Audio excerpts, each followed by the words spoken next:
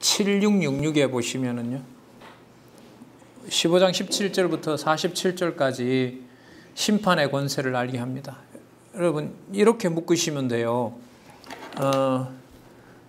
구주의 사역을 증거하시는데 당신의 임무가 있고 그 임무를 교훈으로 보여주시고 교훈으로 하실 뿐만 아니라 표적도 증거하셨으므로, 이렇게 돼요.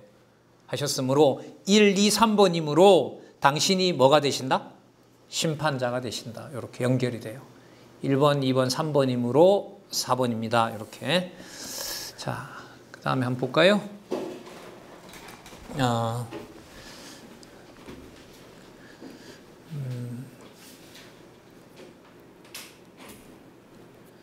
15장 죽은 자를 살리며 심판하는 권세를 받았음. 이게 17절부터 23절까지 나오는데 좀 봐야 되겠네요. 18절 보겠습니다. 17절부터 봐야겠네요. 예수께서 저에게 이르시되 내 아버지께서 이제까지 일하시니 나도 일한다. 어디와 어디가 통일된 거죠? 이거는 지상에서 일하는 일이 누구 일이라는 거예요? 하나님 일이라는 거죠. 그러면 요한복음 후반부로 갈수록 뭐와 뭐가 더 일치해서 표현이 될까요? 예? 뭐와 뭐가? 그렇죠. 하늘과 땅. 자, 요 도표에 나타난 대로 보면 현상 세계와 영원한 세계가 더 딱 붙어서 가게 된다. 요한복음 뒷부분으로 갈수록. 그러면 뭐가 증거된다? 본성에 의한 성취 부분이 드러난다. 이게 이제 지금 하고 있는 내용이죠. 자, 볼까요? 내 아버지께서 이제까지 일하시니 나도 일한다. 이제까지라는 말은 안식일에도 아버지께서 하시니까 내가 한다. 이거 뭐 유대인들이 용납할 수가 없는 거죠. 18절에 그래서요, 유대인들이 이를 인하여 더욱 예수를 죽이고자 합니다. 안식일 범한 것이 하늘에 계신 아버지가 한 거라고 하니까요. 예수님은 뭐 지금 상황 악화에 관점이 있는 게 아니라 하늘과 땅의 일을 하나로 만들므로써 당신이 육의 몸을 입고 왔지만 바로 본성이 신성이심을 증거하는 내용입니다. 안식일을 범할 뿐 아니라 18절 하나님을 자기의 친아버지라 하여 자기를 하나님과 동등으로 삼으심이라. 여러분, 이게 천례의 신성, 그 다음에 천례 귀천하고 맞물리는 말씀 맞죠? 유대인들은 그것 때문에 뭐 하려고 하지만, 죽이려고 하는 거지만 이들이 말하는 하나님을 자기의 친아버지라 하나님과 동등하다, 이 말이 맞아요, 안 맞아요? 맞는 말이죠. 그러니까 유대인들이 죽이려고 하는 이유가 진리가 되는 겁니다. 그러니까 땅의 일과 하늘의 일이 어떻게 돼요? 정반대로 바뀌면서 그게 하나가 되는 거예요. 예수님께서 그냥 가만 계시면 좋은데 더 나가세요. 19절 중간에 보시면 이들이 아버지의 하시는 일을 보지 않고는 아무것도 스스로 아들이 아버지의 하시는 일을 보지 않고는 아무것도 스스로 할 수 없나니 아버지께서 행하시는 그것을 아들도 그와 같이 행한다. 더 나가시는 거예요. 그러면 분명한 사실은 뭐와 뭐가 분리되지 않고 가고 있어요? 하늘과 땅의 일이. 자, 그럼 이렇게 되죠. 제가 다시 읽어볼 테니까 여러분 기억나나 보세요. 태초에 하나님의 태초에 말씀이 계시니라. 그 말씀이 하나님과 함께 계셨고 곧 하나님이시니라. 이거 맞죠? 너 왜 그 일을 하느냐? 아버지가 하니까 한다. 이건 분리된 거죠. 누구와 누가? 아버지와 아들이 분리된 거잖아요. 그런데 여기 보면 하나님과 동등으로 삼았다는 말은 아들이 곧 누구다? 하나님이다. 이렇게 되는 거잖아요.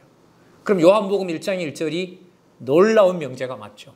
그 명제들이 계속 지금 이렇게 단락마다 나타나기 때문에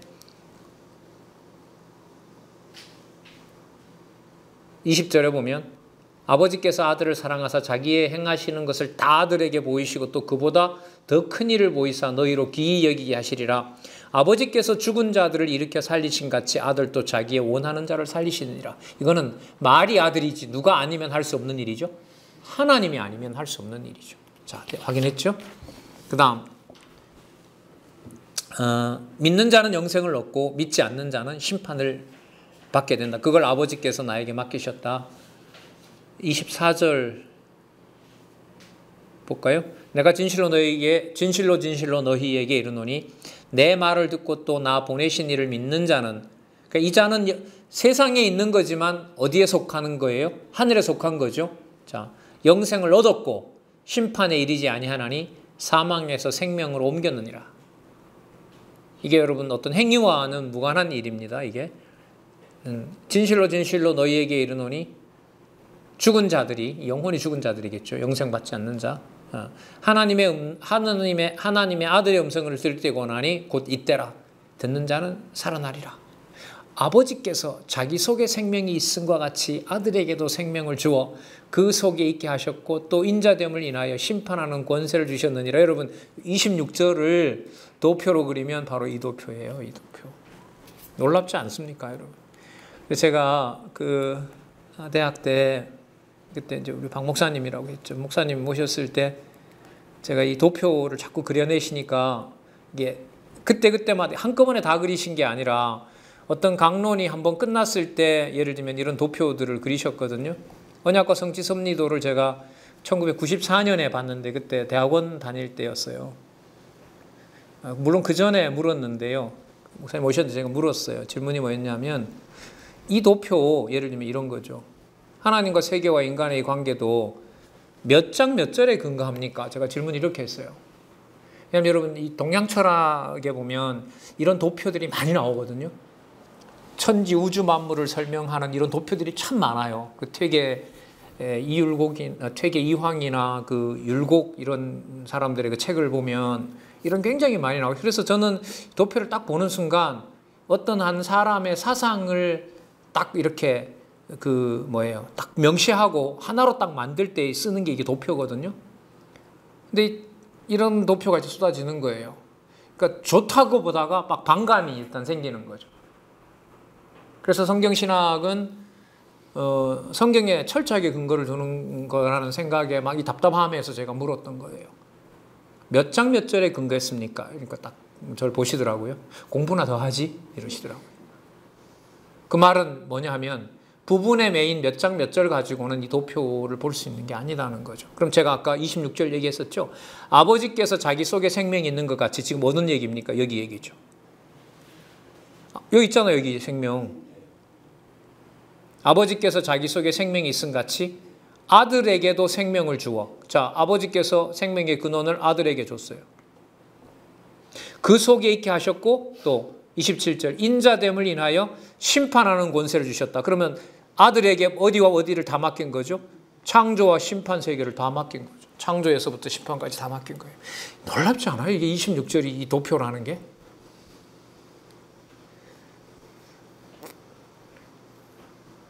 그러니까 하나님이 일부러 떼놓았어요. 뭐 그동안 공부 많이 했다고 하는데 다 접고 다시 시작하는 시간이 됐으면 좋겠다. 코로나는 저축하고 비축하고 다니는 거 뭐 휴가나 이런 데도 마음대로 못 가잖아요. 외국도 지금 못 나가잖아요. 남는 게 시간인 거예요. 거기에 몰두할 수 있는 시간을 우리에게 준 게 아닌가. 어떤 가족은 또 휴가까지 가서 주일날 아침에 애들이 접속해서 공부도 하더라고요. 억지로 하는 건 아닌 것 같아요. 진짜 감동적인 그런 교회 학교 또 그런 가정교회도 있다고 들었습니다. 자, 분명하죠? 26절. 여러분 오늘 메모 필요해요. 자, 이거 공부하실 때 요한복음 5장 몇 절이었죠 아까? 26절. 참고 이렇게 적어 놓으면 구절 요거 하나 보는 거하고 안 보는 거하고 차이는 엄청 크죠. 26절, 27절이네요. 27절. 이렇게. 자. 심판의 의로운 증거는 행하는 사역과 성경인 것을 알려줍니다. 여러분 여기에 그 유명한 성경 개론의 설명 요절이 나옵니다. 자, 먼저 확인해 볼까요? 5장 32절. 나를 위하여 증거하는 이가 따로 있으니 나를 위하여 증거하시는 그 증거가 참인 줄 아노라. 사람에게 증거를 받는다 안 받는다 안 받는다. 그 사람을 여러분 뭐 이렇게 사람들을 평가하는 게 목적이 아니라요. 사람에게 증거를 받지 않는다는 말은 본인이 어디에 속한 자입니다. 하늘에 속한 자이다. 이걸 강조하는 게 먼저 강조를 해야겠죠. 그 부분을 우선 생각을 하셔야 됩니다. 그 다음에 32절에 33절에 보면 나를 위하여 증거하는 이가 읽었죠? 34절에 그러나 나는 사람에게 증거를 취하지 아니하노라. 다만 이 말을 하는 것은 너희로 구원을 얻게 하려 함이니라. 그 구속 지금 사역을 하고 계시잖아요. 그러니까 하늘에 속한 분임을 증거하려는 겁니다. 그럼 이때 구원은 어디에 있지만 어디에 일을 생각하는 하는 거죠.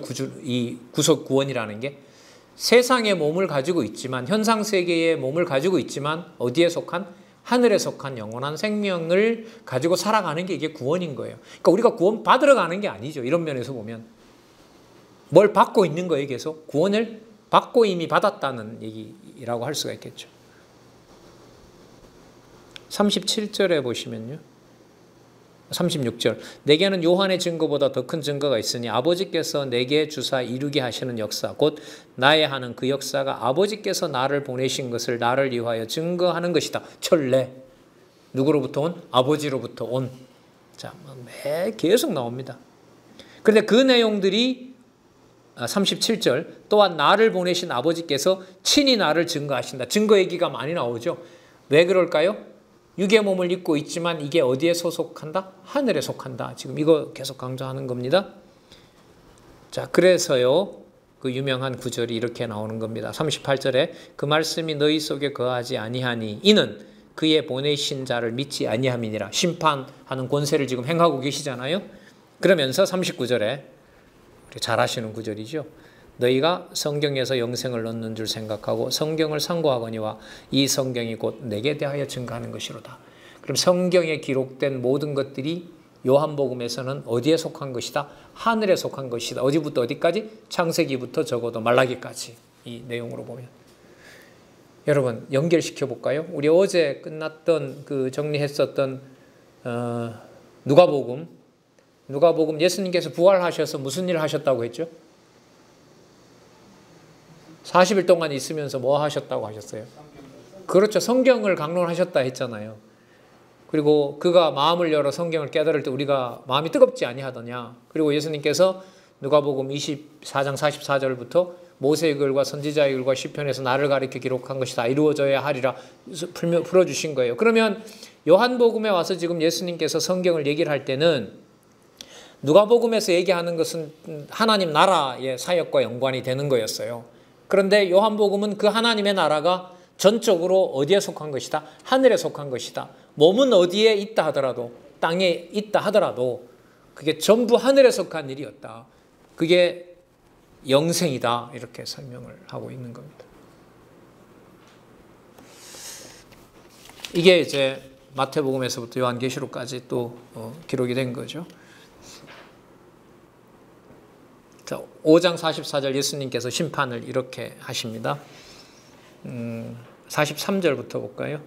나는 내 아버지의 이름으로 왔음에 자, 또 천례 설명되죠? 내 아버지의 이름으로 왔음에 너희가 영접지 아니하나 만일 다른 사람이 자기 이름으로 오면 영접하리라. 너희가 서로 영광을 취하고 유일하신 아버지께로부터 오는 영광은 구하지 아니하니 어찌 나를 믿을 수 있느냐. 그러니까 아버지의 영광을 추구하는 자라면 나를 아버지 아들로 믿을 텐데 그렇게 너희들 하지 않고 있다라고 이제 심판을 하시는 거죠.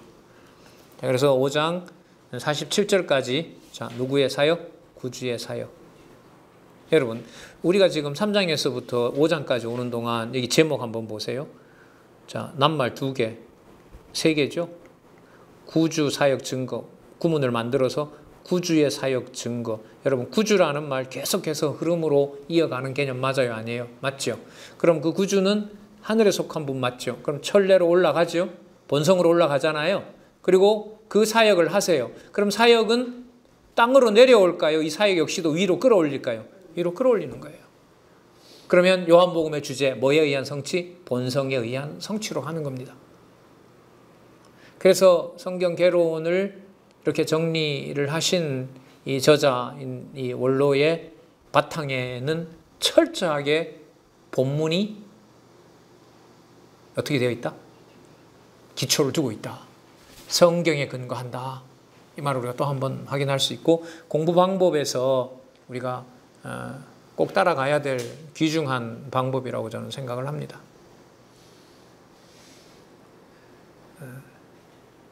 그렇게 보면 모여서 무슨 행사하고 뭐 하고 이거는 글쎄요. 이렇게 서둘러야 될 일은 아니에요.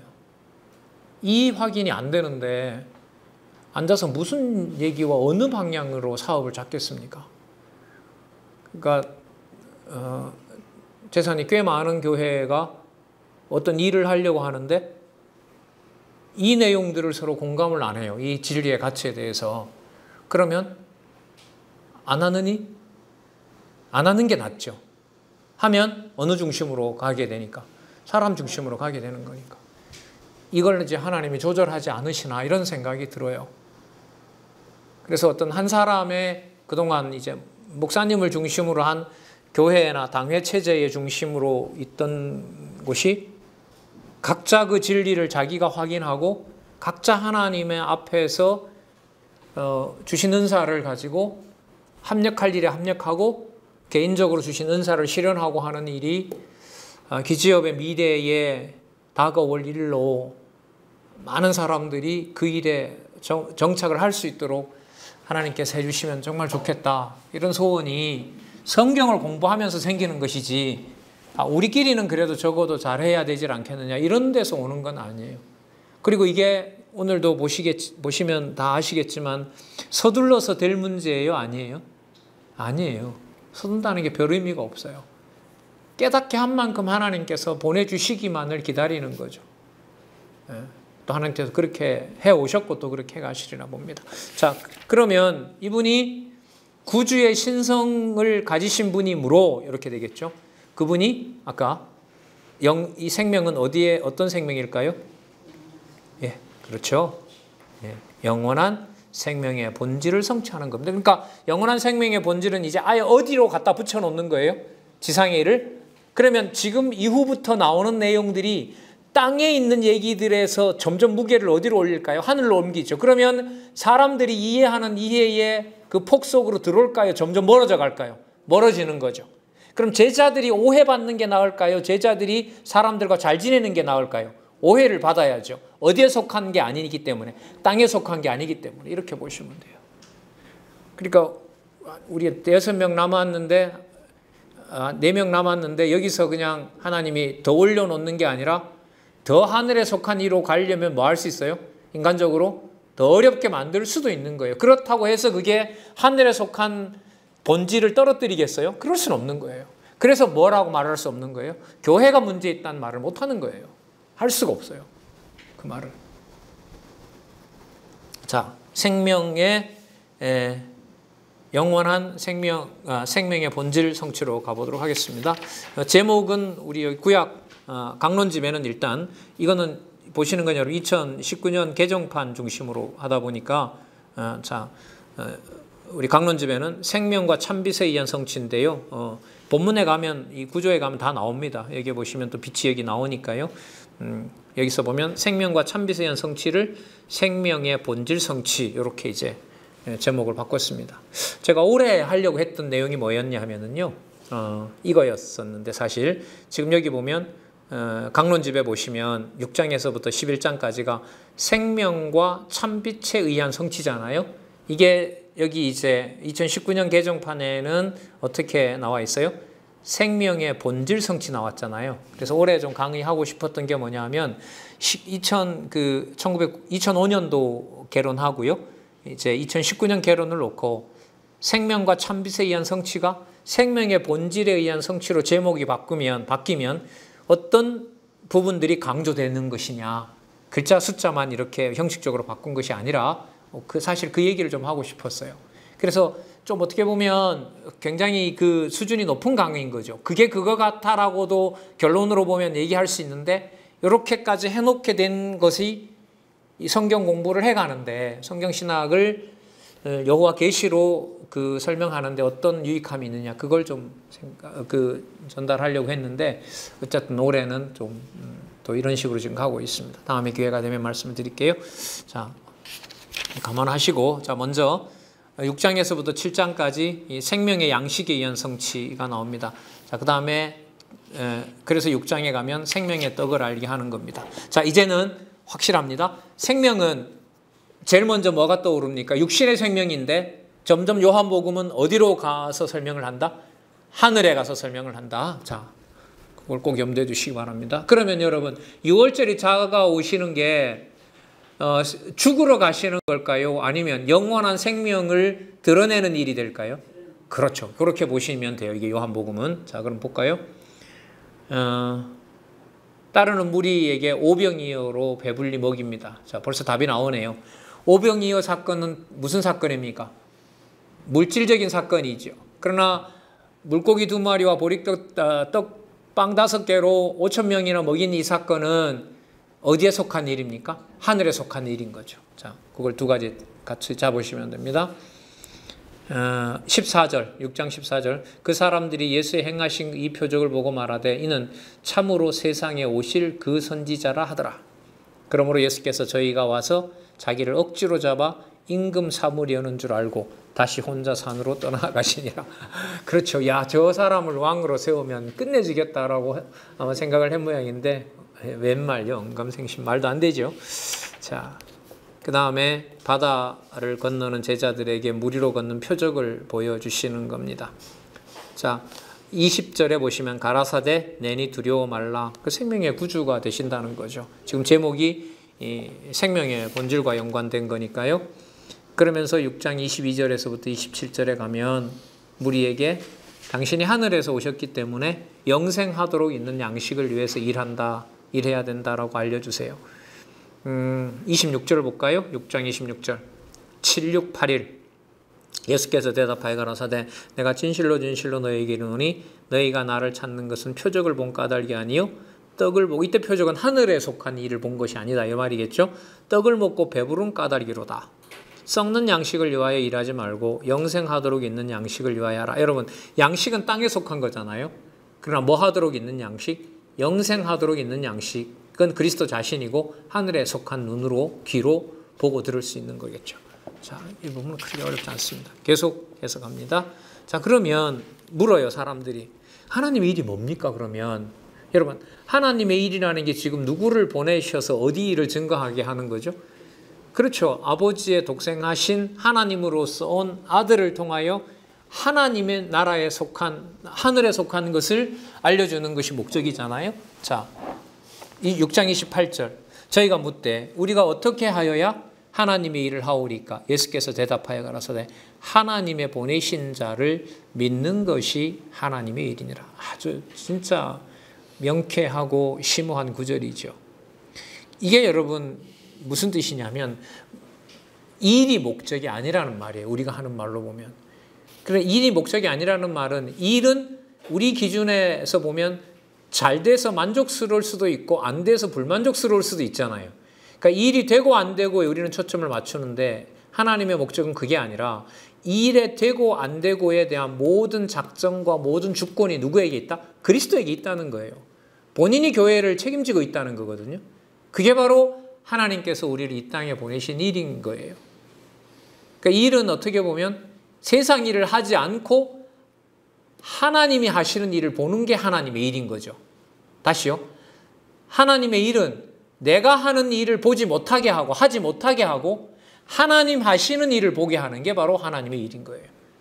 그래서 우리가 되지 않는다, 안 되는 일이다 이런 말은 사전에 없는 거예요. 우리는. 그건 극히 누구 중심의 평가인 거죠? 사람 중심의 평가이기 때문에 그 말도 어울리지가 않아요. 생각을 혼미하게 하는 말이거든요. 아, 잘 됐다 우리 보통 얘기하죠. 잘 된 일이다. 뭐 사실 뭐 결혼 같으면 참 잘 된 일이다. 장례식 같으면 잘 안 된 일이다라는 건데 그 세속적인 평가가 많이 들어가 있는 개념이죠. 요한복음에 나타난 그 성경의 용어와는 좀 거리가 먼 내용입니다. 예수님은 점점 이제 사람들이 알아들을 수 없는 얘기를 합니다. 왜? 어디에 속한 분이니까? 하늘에 속한 분으로 계속 가고 있으니까요. 자, 생명의 본질이니까 지금 전체적으로 어디에 근거를 둬요? 지금 여기 얘기를 계속 하시는 거예요. 계속 얘기를 하시는 거예요. 알아들을 수가 없는 거죠. 자, 32절 볼까요? 6장 32절. 예수께서 이르시되 내가 진실로 진실로 너에게 이르노니 하늘에서 내린 떡은 모세가 준 것이 아니라 오직 내 아버지가 하늘에서 내린 참떡을 너희에게 주시나니. 하나님의 떡은 하늘에서 내려 세상에 생명을 주는 것이니라. 34절 저희가 가로되 주여 이 떡을 항상 우리에게 주소서.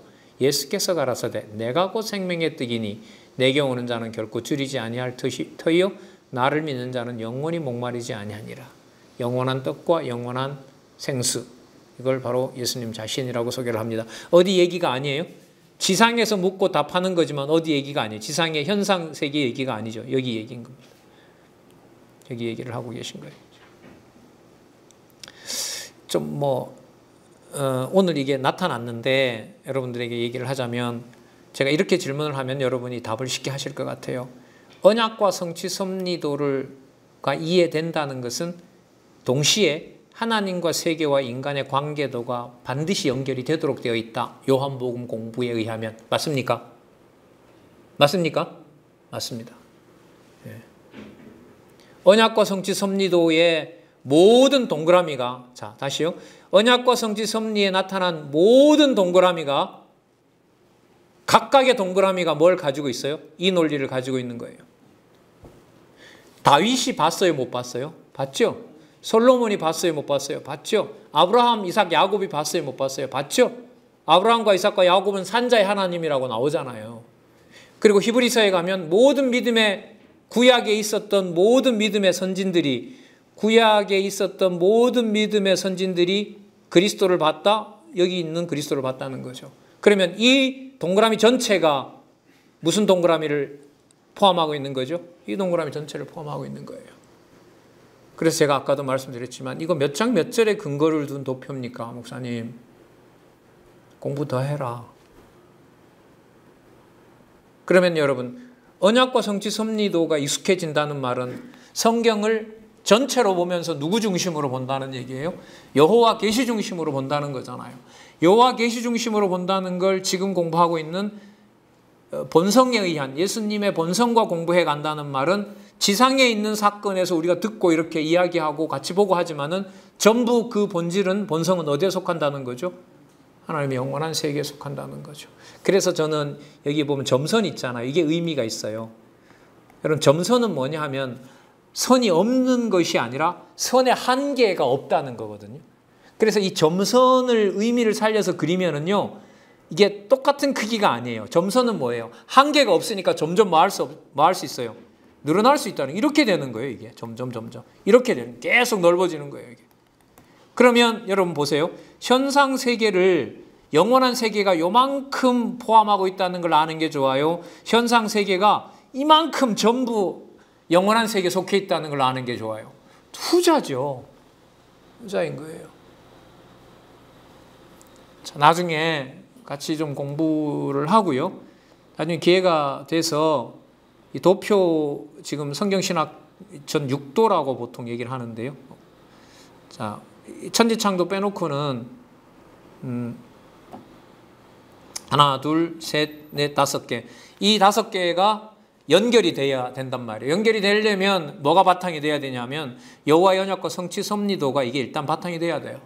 이게 머릿속에 있어야 돼요. 그리고 또 뭐가 바탕이 돼야 돼요? 창세기에서부터 계시록까지 나타난 본문의 내용들이 어느 정도 저런 게 있었나 이러면 안 돼요. 그 내용들이 선명해야 돼요. 그 상태에서 이 도표들 4개가 돌아갔는데 제가 볼 때는 언약과 성취 섭리도는 요한복음 우리 예수의 성취 지금 결론에 와서 본다는 거 보면 이거하고 일단 붙어요. 여호와의 언약과 성취 섭리도와 하나님과 세계와 인간의 관계도와, 여러분 지금 이 하나님과 세계와 인간의 관계도는 달랑 마칠 때마다 나오는 거 맞죠? 요한복음. 그래서 하나님과 세계와 인간의 관계도는요, 무엇보다가 요한복음의 이해와 직결된 도표입니다. 도표는 진짜 어떻게 이렇게 그렸는지 몰라요. 저는 진짜 마음에 들거든요. 특히 아까 말씀드렸던 대로 이 무한대와 한계가 없다는 의미에서 무슨 선? 점선. 저자가 진짜 그렇게 그렸느냐 안 물어봤어요. 뭐 틀렸다고 하면 다음에 또 수정하면 되니까요. 그런데 전 아니라고 봐요. 지금 저 도표요. 예. 그 도표 바로 밑에 있는 거예요. 예. 내려보세요.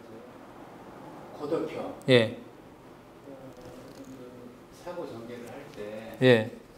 그 밑에 있는 도표를 세로로 세우면 세로로 세우면 이게 되죠. 이해가 되잖아요. 그렇죠. 지금 그거잖아요. 예, 맞아요. 네. 예. 그래서 밑에 도표가 음. 어떤 구약 성경의 역사적인 사건이라서 이해가 빨리 되고 예. 서신서 같은 경우는 아까 말씀하신 대로 추상적인 것도 막 추측을 해야 되고 예. 그런 차이 같아요. 아, 그럼요. 그래서 저는 여호와의 언약과 성취 섭리도와 하나님과 세계와 인간의 관계도를 그러니까 이렇게 좀 말을 할까요? 강하게 말하면 여호와의 언약과 성취 섭리도는 참 쓸모 있는데 하나님과 세계와 인간의 관계도는 아닌 것 같다. 이건 말이 안 돼요. 저희가 볼 때는 말이 안 돼요. 자, 그러니까 지금 집사님 얘기하신 대로 요 동그라미를 세로로 돌리면 어떻게 돼요? 요 그림이죠. 맞죠? 요 그림인 거예요. 여러분, 근데 여기 기왕 나왔으니까 여기 점선은요 한계가 없다는 것보다가 그림자라는 거예요. 쉽게 말하면. 그러니까 점선이라는 게 여러분 선이 긍정적 범위로 보면 한계가 없다는 뜻도 되지만은요. 점선이라는 말은 뭐예요? 없어도 된다는 말이 돼요. 자, 그러면 여기 이 점선은 결국 뭐로 보면 실체로 보면 뭐니까? 여기 아브라함, 다윗 이것은 실체를 가지고 보면 뭐니까? 모형이니까 뭐 해야 될 것이죠? 없어져야 될 거죠. 요걸 볼까요? 영원한 천국이 오니까 지금 지상에 있는 예수님과 지상에 세운 교회는 뭐 해야 될 거예요? 없어지는 거죠. 어떤 천국으로 가니까? 그렇죠. 이런 관점에서 이걸 보시면 돼요. 그럼 이 도표에 나타난 자 여기도 마찬가지죠. 생기라고 하는 것은 인간 세계에 갇히질 않아요. 그래서 점선이 의미가 있어요. 흙은 어떤 의미의 점선이에요? 없어질 거예요. 그렇게 이해하시면 돼요. 예. 지금 집사님 좋은 얘기 해주셨어요. 맞아요. 요 도표를 세로로 세워버리면 하나님과 세계와 인간의 관계도가 돼요. 자, 앞으로 지적으로 즐길 게 한두 가지가 아닙니다.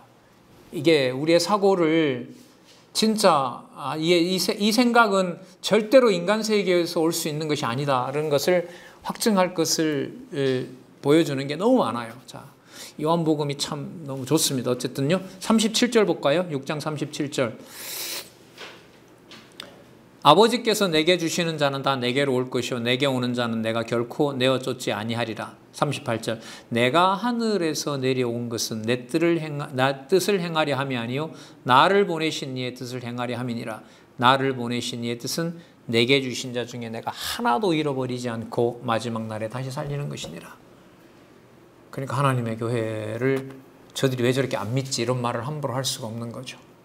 그리고 교회 분쟁에서 저도 하나 깨닫게 된 것이 뭐 많이 이렇게 생각하게 됐지만 생각이 다른 것에 대해서 빨리 정죄하려는 마음으로 가려는 것이 얼마나 위험한 것인가를 알게 된 것이 좀 중요한 제 어떤 일상의 일이었던 것 같아요. 자, 40절에 보면 내 아버지의 뜻은 아들을 보고 믿는 자마다 영생을 얻는 이것이니 마지막 날에 내가 이를 다시 살리리라. 자, 그 다음에 그런 떡의 능력에 대해서 6장 41절부터 얘기하세요. 영생의 양식. 자, 이 결정적이죠. 6장 41절. 자, 6장 41절에 뭐가 나오냐면 하늘에서 내려온 떡이라고 하죠. 똑같아요. 여러분, 하늘은 땅이에요, 땅이 아니에요? 아니죠. 떡은 땅이에요, 하늘이에요? 땅의 얘기죠. 붙어요. 어떻게 얘기해요? 하늘로서 내려온 떡. 이렇게 연결이 딱 되는 거예요. 자, 그 다음에 44절 보세요. 나를 보내신 아버지께서 이끌지 아니하면 아무라도 내게 올 수가 없으니 오는 그를 내가 마지막 날에 다시 살리리라. 자, 45절 볼게요. 선지자의 글에 너희가 다 하나님의 가르침을 받으리라 기록되었은즉 주세요.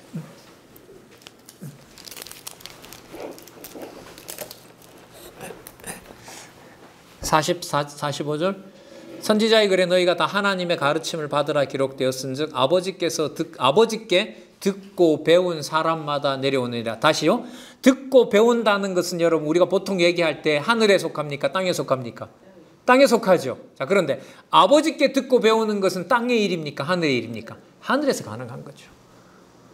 야, 놀랍죠? 여러분이 놀랍지 않으세요? 이 요한복음?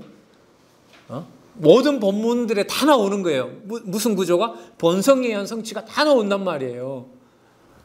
이 흐름도 연결이 되면서 아버지께 듣고 배운 사람마다 내게 오느니라. 46절 이는 아버지를 본 자가 있다는 것이 아니라 오직 하나님에게서 온 자만 아버지를 보았느니라. 예수님 또 다시 얘기하고 있는 거죠. 그래서 48절 내가 곧 생명의 떡이다. 50절 하늘에서 내려온 떡이다. 51절 나는 하늘로서 내려온 산떡이다. 이 사람이 이 떡을 먹으면 영생한다. 나의 줄 떡은 세상이 생명을 위한 내 살이다. 자, 뭐가 막 오고 가요? 땅에 있는 것이 계속 어디로 갔다가 연결이 돼요? 하늘에 가서 연결이 되는 거예요. 예. 가정교회의 비밀이 여기에 있는 겁니다. 그래서 예수님께서 이런 말씀을 하시죠.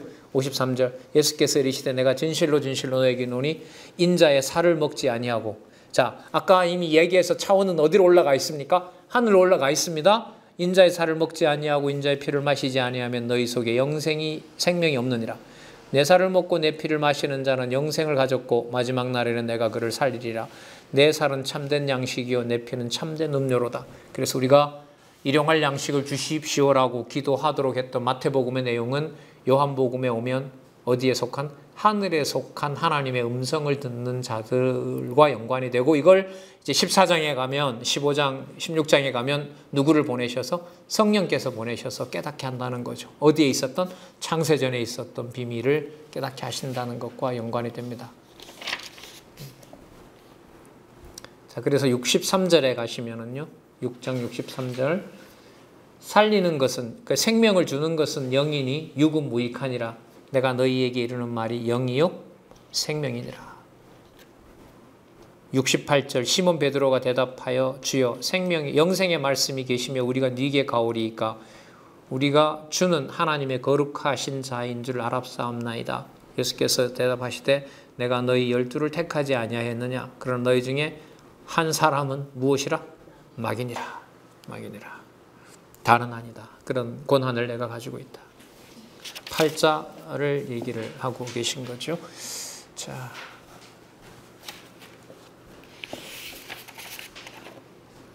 근데 아직 이제 죽으시지 않은 것은 때가 되지 않았기 때문에 그렇다라고 얘기를 하십니다.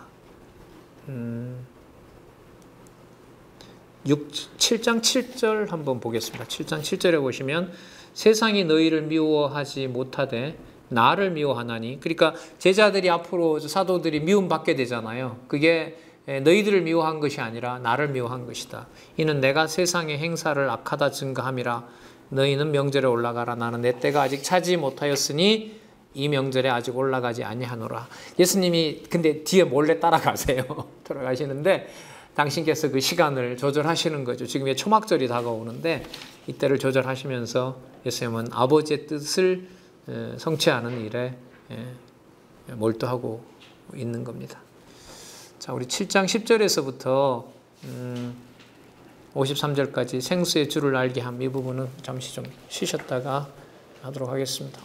자꾸 강의 시간이 길어지는데요. 여러분 상태가 좋으신 것 같아서 50분 강의를 지금 훌쩍 뛰어넘어서 하고 있습니다. 자, 11시 35분에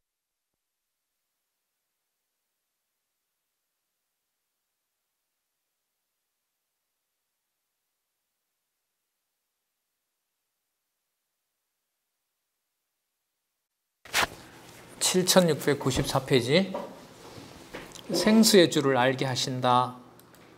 볼게요.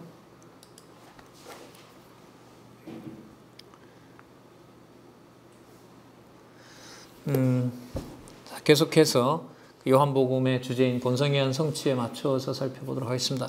결론부터 말씀드리면 여기 생수는요 14장 15절에 약속하시는 뭐와 연관될까요? 성령이에요.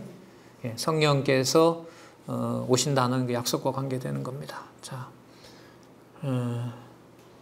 성전에 올라가서 가르친 교훈이 보낸 이의 뜻, 하나님의 뜻임을 증거하시는데 14절에 또 나옵니다. 이미 명절의 중간이 되어 예수께서 성전에 올라가서 가르치시니 유대인들이 기이 여겨 가로되 이 사람은 배우지 아니하였거늘 어떻게 글을 아느냐. 예수께서 대답하여 가라사대 내 교훈은 내 것이 아니요 나를 보내신 이의 것이니라. 사람이 하나님의 뜻을 행하려 하면 그 교훈이 하나님께로서 왔는지 내가 스스로 말함인지 알리라. 스스로 말하는 자는 자기 영광만 구하되 보내신 이의 영광을 구하는 자는 참되니 그 속에 불의가 없느니라. 유학 갈 필요가 없는 겁니다. 제도권 교육을 통해서 찍어내질 않는 겁니다. 이른바 인재들을. 성령께서 어떻게 해가시는지를 주어진 환경에서 내 가정교회에서 내가 맡아서 내가 잘 양육해야지라는 마음이 생기는 이유가 바로 거기에 있는 거죠. 예. 그렇죠. 당시로 보면 학벌과 종교의 기준이 예루살렘에 있는 유대인들, 종교 지도자들일 텐데 그렇지 않다는 겁니다. 거기가 무게중심이 아닌 겁니다. 한국에 있는 수십 개, 수백 개의 군소신학까지 포함하면은요, 그 신학교가 한국 신학을 끌어간다고 생각하시면 안 되죠. 거기에 무게중심이 있는 게 아닙니다. 자. 그러니까 우리가 공개를 해서 성경신학에 대한 어떤 반론이나 그런 어떤 공격이나 몇 번의 그 교단들이 이단 시비를 했지만은 뭐 다 지금 풀린 상태고요. 하나님께서 다 어떻게 보면 해결해 주신 거죠. 그래서 지금 남겨주셨는데 이 사역을 하늘에 속한 사역으로 이미 예수님께서 2000년 전에 증거를 하시는 겁니다. 자, 가르치는 내용은 우리가 듣고 보는 거잖아요. 그런데 그게 누구로부터 왔다? 하나님께로서 왔다. 17절에 하나님께로서 왔는지 내가 스스로 말함인지 알리라. 하나님께로서 온 것이기 때문에 신성에 의한 성취, 본성은 하늘에 속한 것이라는 것을 알려주는 겁니다. 자, 그리고 그렇기 때문에 여러분 안식일에 병 고치는 것이 아버지께서 하라고 하신 일이기 때문에 그 일이 불의가 아니라 의로운 일이다. 자, 23절 중간에 보시면 23절부터 읽어볼게요. 앞부분부터 모세의 율법을 폐하지 아니하려고 사람이 안식일에도 할례를 받는 일이 있거든 내가 안식일에도 사람의 전신을 건전케 한 것으로 너희가 나를 노여워하느냐? 외모로 판단하지 말고 공의의 판단으로 판단하라 하시니라. 그러나 자기네들이 볼 때는 이건 말이 안 되는 거죠. 하나님의 아들이라는 것도 말이 안 되고 안식일에 병을 고치는 것도 문제가 안 되고. 자, 예수님께서 다시 얘기를 하십니다.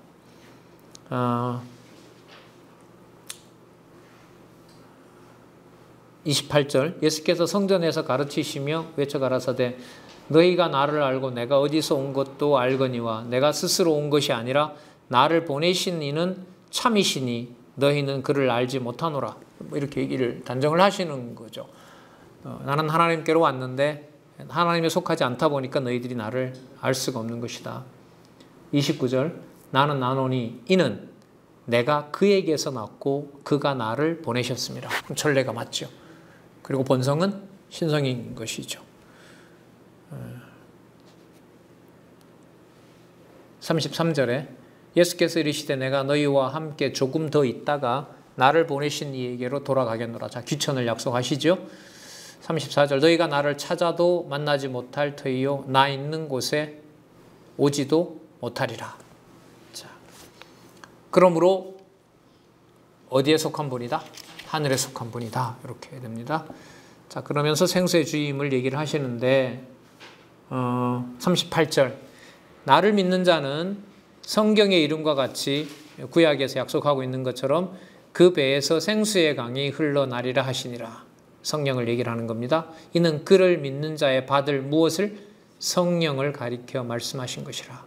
예수께서 아직 영광을 받지 못하신 고로 성령이 아직 저희에게 계시지 아니하리라. 여러분 죽었다고 하지 않고 여기 보세요. 죽었다가 부활하셨다 하지 않고 뭘 받지 않았다 그래요?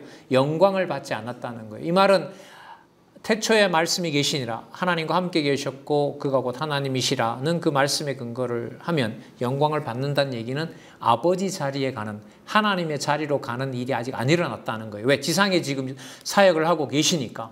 그러나 당신이 지상 사역을 완성하시고 하늘에 가셔서 약속한 성령을 보냈을 때는 성령께서 오셔서 여기 사역을 하시는 거죠.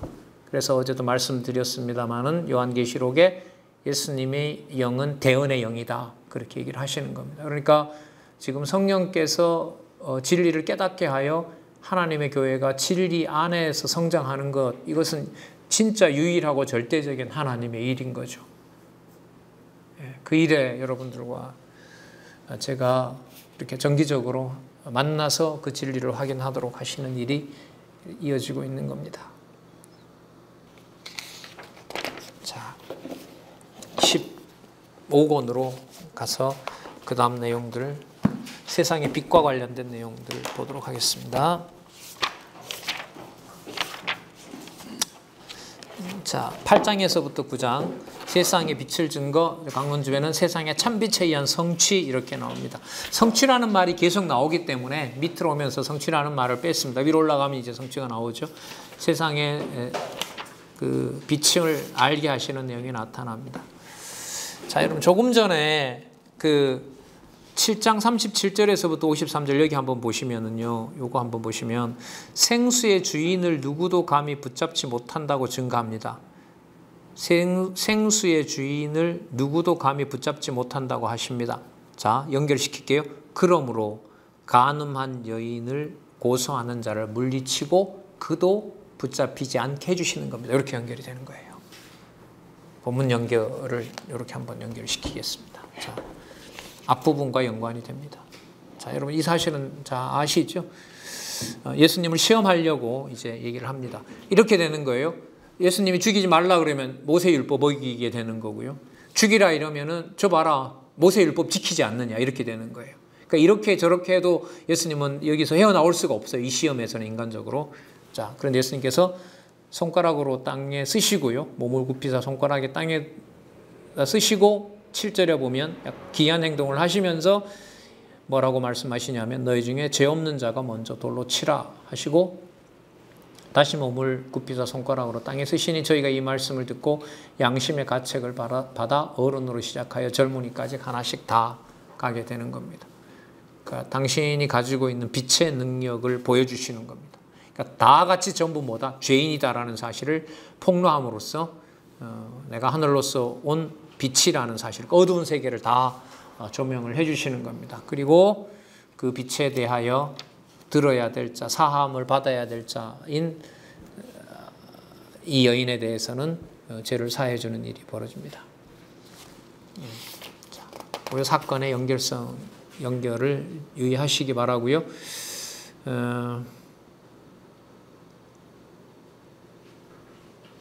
12절에 보면 예수께서 또 일러 가라사대 나는 세상의 빛이니 나를 따르는 자는 어둠에 다니지 아니하고 생명의 빛을 얻으리라. 자, 14절에 그 바리새인들이 너가 너를 어떻게 증거하냐 이렇게 질문을 하니까요.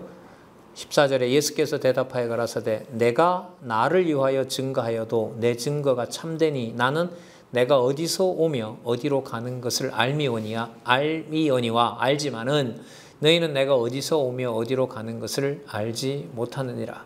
그러므로 너희는 육체를 따라 판단하나 나는 아무도 육체를 따라 판단하지 않는다. 나는 아버지로부터 왔다. 아버지에게로부터 왔다. 이렇게 증거하십니다. 17절에 너희 율법에도 두 사람의 증거가 참되다 기록하였으니 내가 나를 위하여 증거하는 자가 되고 나를 보내신 아버지도 나를 위하여 증거하느니라. 여러분, 율법에 보면 두세 사람이라고 했는데 예수님 같은 경우에 한번 보세요. 아무도 증거 안 하잖아요. 누구든 얘기를 못 하잖아요. 그럼 뭘 어긴 거예요? 율법을 어긴 거잖아요. 그런데 예수님은 누가 증거하신다는 거예요? 나를 위하여 증거하는 자가 되고 내가 나를 위하여 증거하는 자가 되고 나를 보내시는 아버지도 나를 위하여 증거하니라. 몇 사람이 돼요? 두 사람이. 이걸 유대인들이 어떻게 듣겠냐 말이에요. 또 증인 2명 대봐. 증인 나랑 아버지가 두 사람인데 진짜 어디에 속한 분이 아니면 말이 안 돼요, 이게? 그렇죠. 하늘에 속한 분이 아니면 말이 안 돼요. 그러면 요한복음 1장 1절하고 이게 관계가 있어요, 없어요? 있죠? 말씀이 계시니라. 그 말씀이 하나님과 함께 계셨고, 이 말은 뭐예요? 각각 두 실체가 있는 거예요. 그런데 곧 그가 누구예요? 하나님이세요. 이때는 또 하나가 되는 거란 말이죠. 그러니까 여러분, 이 세상의 숫자 노름으로 그 많다 적다 이렇게 판단할 수가 없어요. 하나님의 교회는.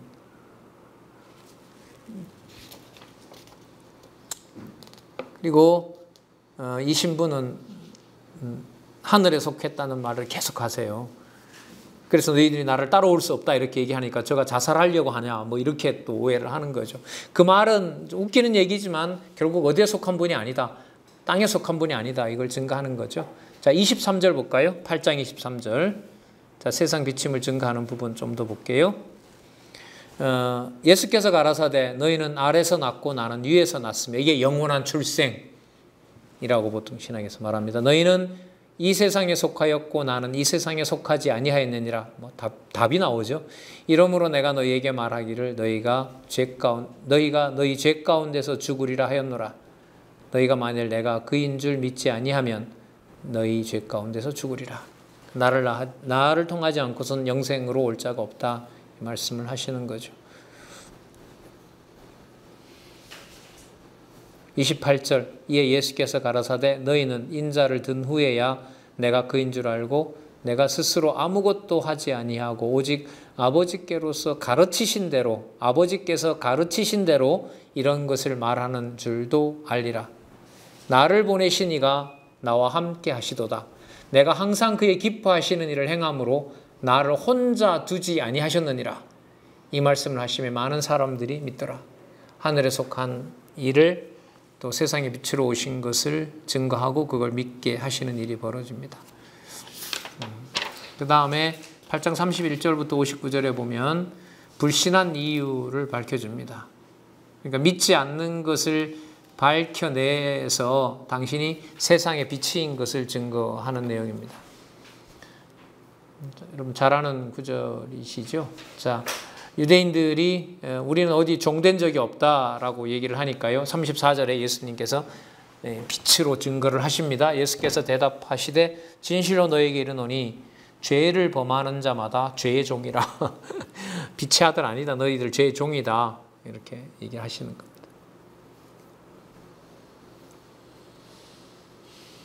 그러면서 37절 그러므로 아들이 너희를 자유케 하면 너희가 참으로 자유하리라. 37절 나도 너희가 아브라함의 자손인 줄 아노라. 그러나 내 말이 너희 속에 있을 곳이 없으므로 나를 죽이려 하는도다. 나는 내 아버지에게서 본 것을 말하고 너희는 너희 아버지에게서 들은 것을 말한다. 너희 아버지는 그런데 마귀다. 이렇게 하는 거죠. 예.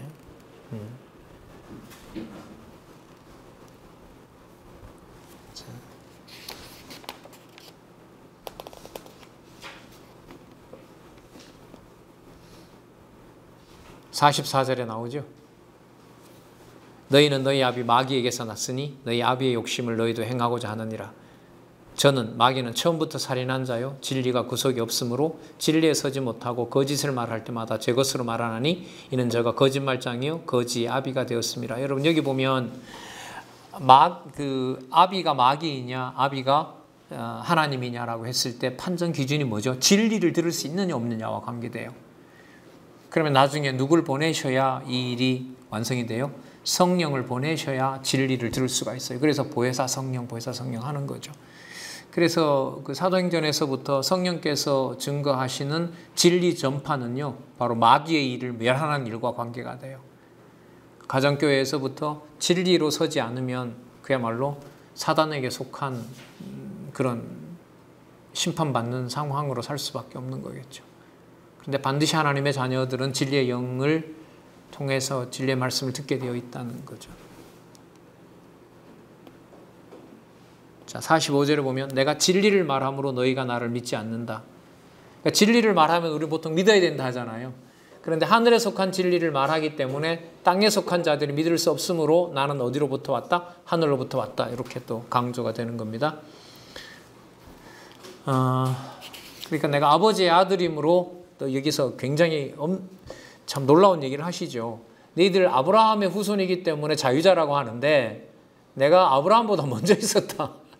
그러면 이 얘기는 또 어디로 올라가는 거죠? 어디로부터 온 자가 맞다? 하늘로부터 온 자가 맞다. 그러니까 지금 매 단락마다 나오는 거예요. 그걸 계속 말씀을 드렸고요. 53절 볼까요? 너는 이미 죽은 우리 조상 아브라함보다 더 크냐? 또 선지자들도 죽었거늘 너는 너를 누구라 하느냐. 54절 예수께서 대답하시되 내가 내게 영광을 돌리면 내 영광이 아무것도 아니거니와 내게 영광을 돌리시는 이는 내 아버지시니 곧 너희가 너희 하나님이라 칭하는 그이시라. 뭐 결정적인 거죠. 이게 믿어지지 않으면 진짜 이런 수모를 당하기 때문에 수모기 때문에 이건 죽이려고 할 수밖에 없죠. 55절 너희는 그를 알지 못하되 나는 아노라. 만일 내가 알지 못한다 하면 나도 너희같이 거짓말쟁이가 되리니 나는 그를 알고 그의 말씀을 지켜노라. 57절에 유대인들이 가로되 네가 아직 50도 못 되었는데 아브라함을 봤느냐? 열이 엄청 화가 난 거예요. 58절 예수께서 가라사대 진실로 진실로 너에게 이르노니 아브라함이 나기 전부터 내가 있었다. 어떻게 하겠어요 이게. 여러분 이런 표현들이 요한복음의 주제를 잡는 데 도움이 됐을까요? 안 됐을까요? 결정적이죠. 결국 이런 내용들이 지금 계속 나오잖아요. 그래서 성경의 본문에 바탕을 두고 자 이런 거예요. 요한복음 본성에 의한 성취. 자 그래서 요한복음 1장 1절에서부터 11절 천례의 신성에 의해서 당신이 메시아임을 성취한다. 이렇게 나오는 거죠. 천례의 신성. 뒤로 갈수록 더 분명하죠. 자, 세상 빛의 능력을 자 아브라함보다 먼저 있었으니까 아브라함보다 먼저 있었다는 증거를 보여줘야 되잖아요. 볼까요? 어떤 증거를 보여주시는지. 자, 소경의 눈을 뜨게 합니다. 자, 그럼 이게 대조가 되죠. 아브라함이라고 하고 눈을 떠서 생활하는 유대인들의 눈은 뭐 해버리고 가려버리고 맞죠? 아무것도 볼 수 없는 소경의 눈은 띄어서 누구까지 보게 하고 당신이 하늘에서부터 온 하나님의 속한 자, 하나님의 그 신성을 가지고 온 자라는 사실을 대조적으로 보여주는 거죠. 그게 바로 여러분 소경의 눈을 뜨게 하는 사건하고 관계가 됩니다. 왜요? 이 자가 진정 아브라함의 후손이다. 왜? 아브라함이 보고자 했던 것이 바로 누구기 때문에? 바로 나기 때문에. 놀라운 그 반전의 설명을 하시는 거죠. 자, 이게 소경 눈 띄운 사건입니다. 그러니까 요한복음을 이렇게 흐름을 따라 공부해 가실 때요. 중간중간에 표적이 나오거든요. 근데 그 표적이 뭐다 하는 것은 중요하지 않아요. 그 표적이 어떤 말씀 다음에 나오는 것인가 이게 중요한 거예요. 요한복음에서는. 자, 그러면서 위로 올라가는 거예요. 하늘에서부터 온 것을 증거하신다. 하늘에 속한 본성, 신성을 증거하신다. 자.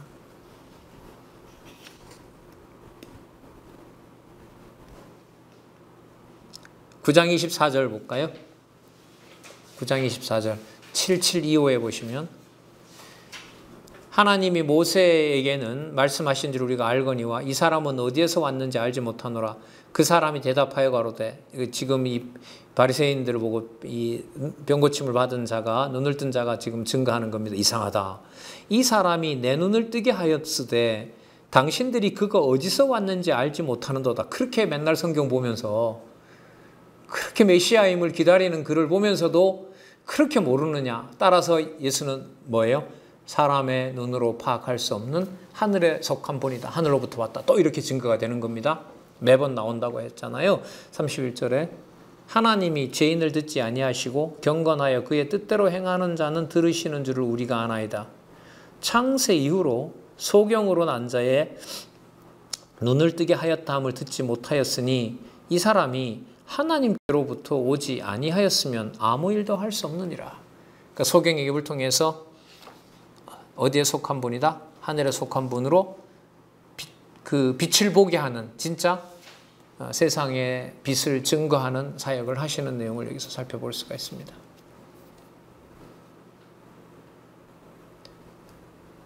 예수님이 이 사람을 만났어요. 36절에 대답하여 가라사대 주여 그가 누구시오니까 내가 믿고자 하나이다. 아직 예수님을요 이 사람은 떴지만 눈을 뜨게 해줬지만 몰라요. 이분이 그분인 줄 메시아인 줄 몰라요. 37절에 예수께서 가라사대 네가 그를 보았거니와 지금 너와 말하는 자가 그이니라. 가로되 주여 내가 믿나이다 하고 절하니라. 예수께서 가라사대 내가 심판하러 이 세상에 왔으니 보지 못하는 자들은 보게 하고, 아까 누구였죠? 유대인들. 보는 자들은 뭐가 되게 하고, 소경이 되게, 죄송합니다. 보지 못하는 자를 보게 하고, 지금 눈 뜬 이 사람이고요. 보는 자들은 소경이 되게 한다. 유대인들의 눈은 가려버리는 겁니다.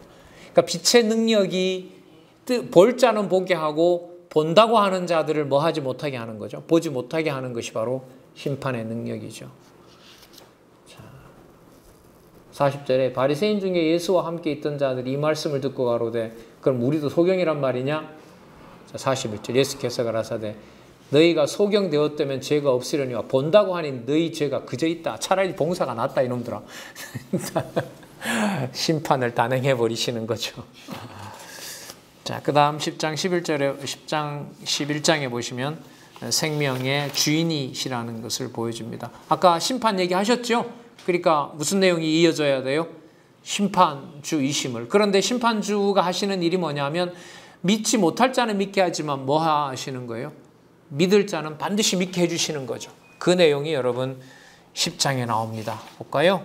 생명의 주임을 알게 하시는데 그 유명한 비유가 바로 내가 선한 목자다 라는 표현이 여기에 나옵니다. 양의 목자다. 자, 2절에 10장 2절에 문으로 들어가는 이가 양의 목자라. 그 다음 7절 그러므로 예수께서 다시 이르시되 내가 진실로 진실로 너에게 말하노니 나는 양문이라. 양의 문이라. 나보다 먼저 온 자는 다 절도요 강도니 양들이 듣지 아니하였느니라. 내가 문이니 양의 문이니 누구든지 나로 말미암아 들어가면 구원을 얻고 또 들어가며 나오고 꼴을 얻으리라. 도적이 오는 것은 도둑질하고 죽이고 멸망시키려는 것뿐이요 내가 온 것은 여기 답이 나오죠. 양으로 생명을 얻게 하고 더 풍성히 얻게 하려 함이니라. 그래서 여러분 아까 그 하나님과 세계와 인간의 관계도 또 관계가 되죠. 그게 관계가 된다는 말은 당신이 어디에 속한다? 영원한 세계에 속한 영생의 주다. 자, 그러면서 10장 11절에 나는 선한 목자다. 선한 목자는 자기 양을 위하여 목숨을 버린다. 그럼 목숨을 버린다고 하는 것은 단지 육신의 목숨을 끊는다는 것이 아니라 창세전 하나님의 생명의 주관자가 되셔서 그 생명으로 자기 양을 결국 돌본다라는 의미가 되는 거잖아요. 자, 그래서 그것이 그러면 자기 능력으로 왔느냐? 아니죠. 그게 아까 누가 뭘 주신다 그랬죠? 하늘에서 하나님께서 성령을 끊임없이 주신다라는 거잖아요. 그러니까 당신이 목숨을 버리는 것이 무엇의 증거가 돼요? 끊임없이 생명의 공급을 받는다는 것하고 관계가 되는 거예요. 그래서 그걸 죽는다고 하지 않고 뭘 받는다? 영광을 받는다라고 하는 겁니다. 그러니까 세상 죽음의 권세가 뭘 통제할 수 없어요? 하늘에 속한 영원한 생명을 통제할 수가 없는 거죠.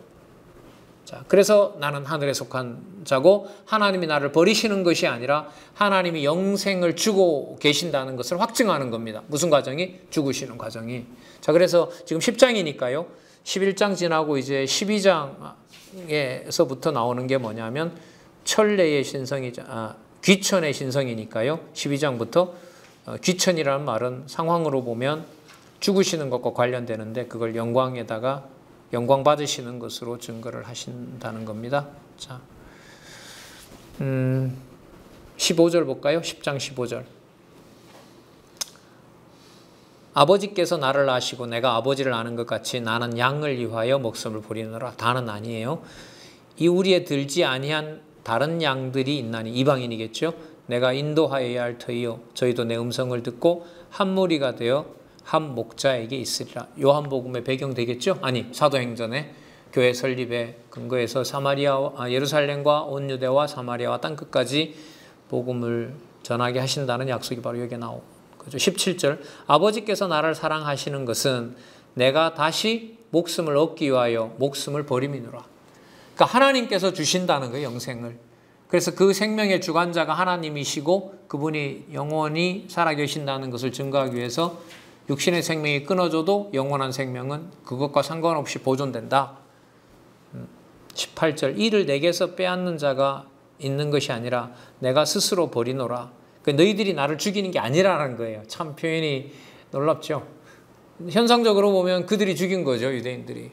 예수님을 미워하는 유대인들이 죽인 건데 그걸 자기가 주관하신다는 거예요. 내가 목숨을 버린 것이지 너네들이 빼앗아간 게 아니다. 내가 스스로 버리노라. 나는 버릴 권세도 있고 다시 얻을 권세도 있으니 이 계명은 내 아버지께서 받았노라. 참 놀랍죠. 분명히 이들이 죽이는 게 맞는데 예수님은 내가 버릴 권세, 내가 내 육신의 생명을 버릴 권세를 내가 가지고 있고 그 육신의 생명을 버린다 하더라도 다시 또 영생을 아버지께서 주시는 권세, 그 권세를 누가 주셨느냐? 아버지께서 주신 것이고 내가 받은 것이다. 자, 그래서 아들을 바로 아버지께서 보장하신다는 내용을 다시 한번 말씀을 하세요. 10장 25절 예수께서 대답하시되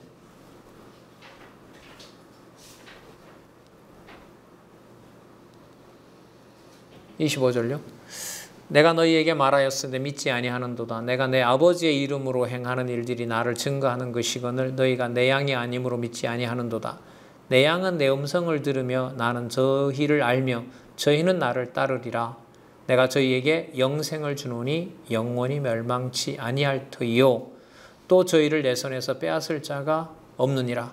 저희를 주신 내 아버지는 만유보다 크심에 아무도 아버지의 손에서 빼앗을 수 없느니라. 자, 그러면 죽는 현장을 얘기하시면서 또 어디로 끌어올리세요? 절대로 아버지로부터 그 생명을 뭐 할 수 없다, 박탈할 수 없다. 그래서 천례의 신성이심을 하늘로부터 오셨고 하늘에 속한 생명은 절대로 빼앗기지 않는다는 사실을 강조하시는 겁니다. 그러면서 10장 30절 말씀 보세요. 나와 아버지는 하나다. 유대인들이 돌을 안 들 수가 없겠죠. 들 수밖에 없는 이유가 뭐라 그랬죠? 니들은 어디에 속하였고 땅에 속하였고 나는 하늘에 속했기 때문이다. 그러니까 이게 무슨 부정적이다 긍정적이다 이런 게 아니에요. 증거의 목적은 돌을 드는 게 당연해요. 왜? 내가 하늘에 속한 거기 때문에 이 알아들을 수가 있겠느냐. 왜? 너희들은 그것도 또 마귀가 너희 압인데 그게 증거가 되는 겁니다. 그러니까 여러분 진리가 배척당하는 게 당연합니까? 이상한 겁니까? 그렇죠. 세상에 배척당하는 게 당연한 거예요. 왜요? 진리는 어디에 속한 거기 때문에? 하늘에 속한 거기 때문에. 그러니까 내가 진리를 전한다 했을 때 세상이 믿지 않는 것에 내가 스트레스 받을 이유가 없는 거예요. 저놈들이 내 말을 왜 안 믿지? 그건 그야말로 오산이죠. 그 말을 검토해야겠죠, 사실. 참 놀라운 차원이죠. 세상의 어떤 이 상황으로는 설명을 할 수가 없어요. 33절 유대인들이 대답하되 선한 일을 인하여 우리가 너를 돌로 치려는 것이 아니라 참남함을 인함이니 네가 사람이 되어 자칭 하나님이라 한다. 근데 이 말이 맞아요, 안 맞아요? 맞죠. 태초에 말씀이 계시니라 그 말씀이 하나님과 함께 계셨고 그가 곧 하나님이시라. 자, 증명됩니다. 예수께서 또 가만 계시지 또 거두세요. 또 34절에 예수께서 가라사대 너희 율법에 기록한 바 내가 너희를 신이라 하였노라 하지 아니하였느냐? 성경은 폐하지 못하나니 하나님의 말씀을 받은 사람들은 신이라 하셨거든. 하물며 아버지께서 거룩하게 하사 세상에 보내신 자가 나는 하나님이라 하나님 아들이라 하는 것으로 너희가 어찌 참남하다 하느냐. 엄청 몰아세워버립니다. 성경 가르쳐 놓으면 똑똑해지는 거 맞죠? 어렸을 때 이런 교육을 저도 많이 놓쳤어요.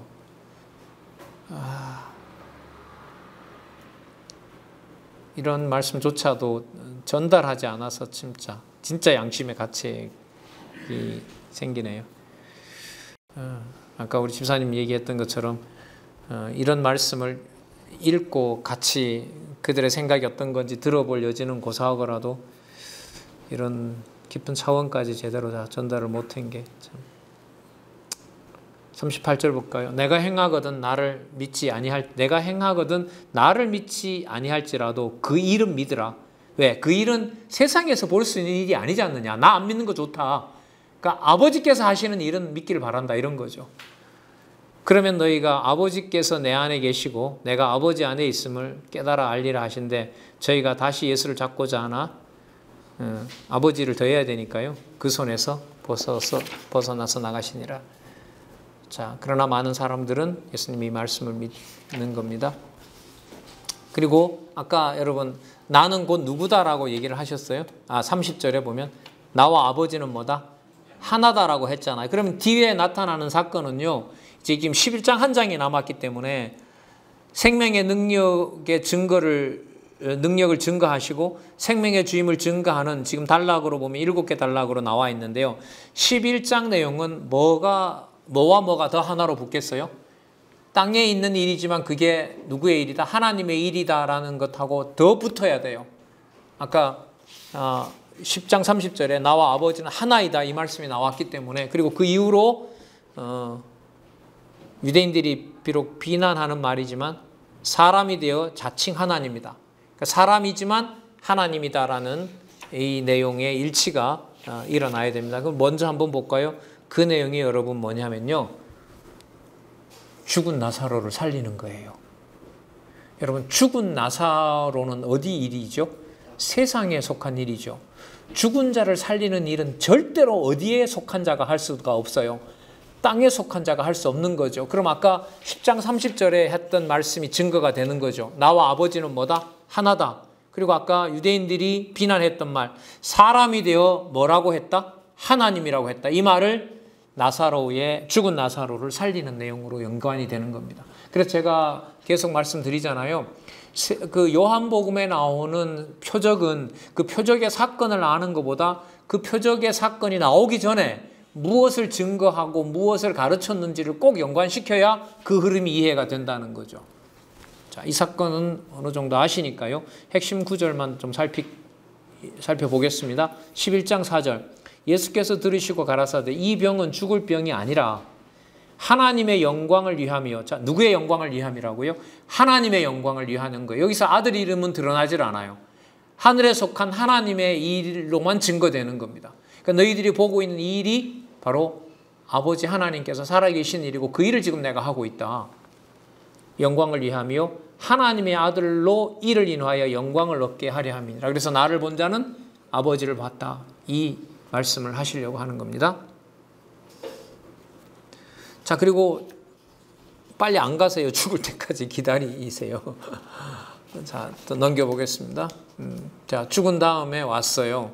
11장 17절에 예수께서 와서 보시니 나사로가 무덤에 있은지 이미 사흘이라. 부패했죠. 벌써 사흘이면. 나흘이네요. 나흘. 분명히 부패했습니다. 그러니까 뭐 할 때까지 기다리신 거예요? 완전히 썩기 시작할 때까지, 썩어갈 때까지 기다리신 거죠. 도저히 소생할 수 없는 그런 지경까지.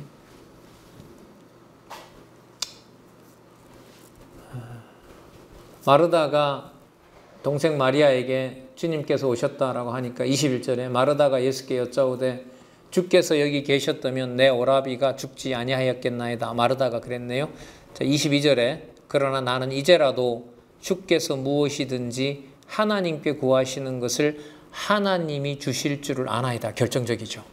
이게 목적이에요. 죽은 나사로가 살았다 이게 아니라 지금 마르다의 입을 통해서 나오는 바로 이 말씀이에요.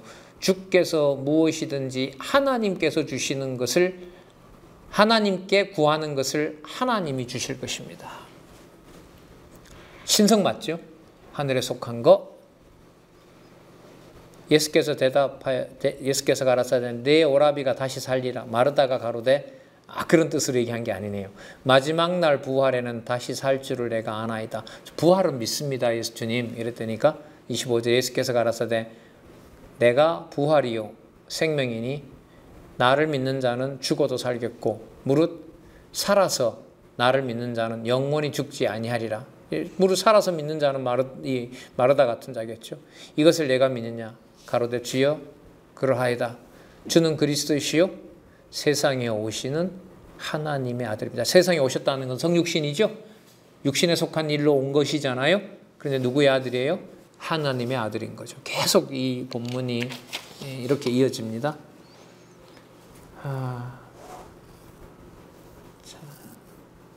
마리아도 나와서 이제 예수님 만납니다. 32절에 마리아가 예수 계신 곳에 와서 보이고 그 발 앞에 엎드려 가로되 주께서 여기 계셨다면 내 오라비가 죽지 아니하였겠나이다.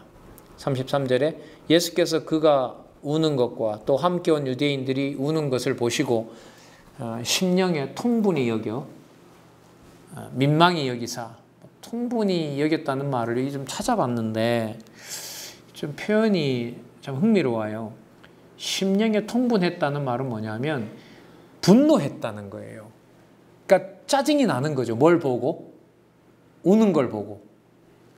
그러니까 누가 왔는데도 뭘 믿지 않는다는 거예요. 부활이요 생명이신 예수님이 왔는데 아무 소용이 없다는 듯이 뭐 하는 거죠? 울고 있으니까 그야말로 분노가 생기는 거죠. 자, 그 다음에 통분히 여기고 그 다음에 뭐 하시는 거예요?